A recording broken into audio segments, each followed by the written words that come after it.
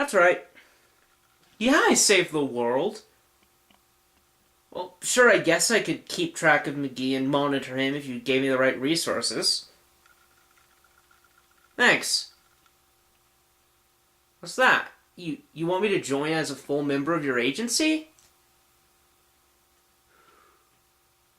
Can I actually get some time to think on that? I actually have a review to do. Okay. Thanks.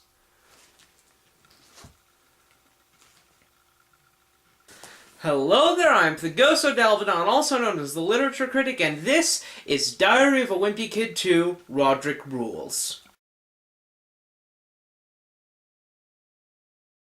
Alright, so this review is going to be a pretty short one because it's going to consist largely of me just referring to my review of the last Diary of a Wimpy Kid book and saying that's still true of the sequel. So you're going to want to watch that last one first if you actually want a full impression of my opinion on this book. Anyways, the premise is basically the same as it was for the last one, only this book actually follows only one semester instead of an entire school year.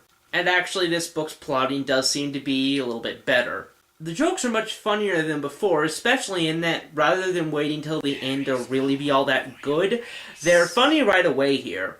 I have to make special mention and praise a specific way the book builds up a specific thing, namely a certain aspect of the ending. Other than that, my previous analysis essentially stands. There is no one single overarching plot here, though there's actually more of one, because throughout the book we see that Greg has some sort of embarrassing secret which Roderick knows and uses against him, and that is mentioned over and over again throughout the book, and eventually we get to learn what it is. I won't spoil it for you, because as I was rereading it I actually didn't remember, and honestly, I wanted to know. Be assured that this book is well plotted.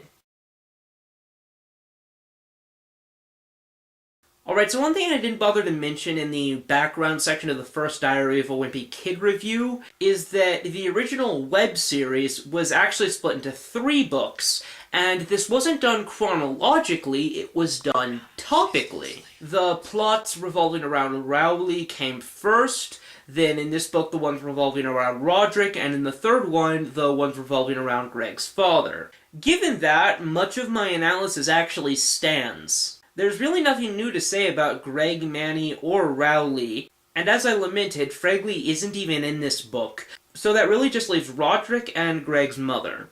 Roderick feels a lot more three-dimensional in this book than he did in the last one. This is largely because he's featured a lot more, and therefore we just get to see more aspects of him and more of his subtleties. Along with seeing him being a stupid jerk like he's supposed to be, we also see his obsession with his band, The Loaded Diaper.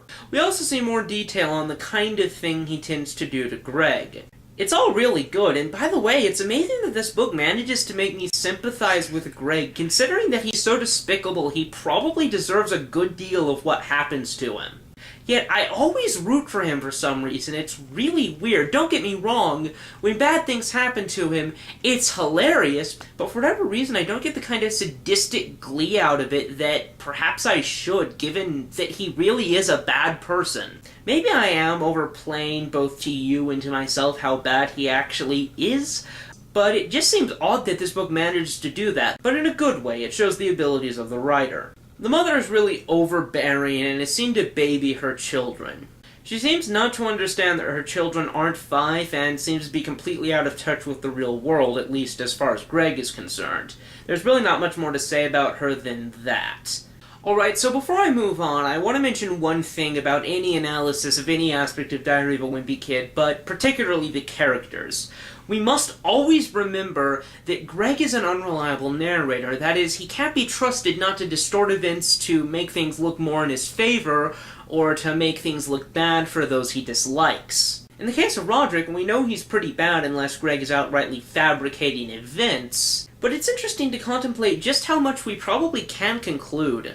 Ultimately, I'm going to say quite a bit because I'm assuming that Greg is still technically being truthful when he relays events to us. He's just putting his own biased spin on the value judgments he makes about it. But it is plausible that Roderick is actually nice and decent to most other people, and their problems are mostly due to sibling rivalry.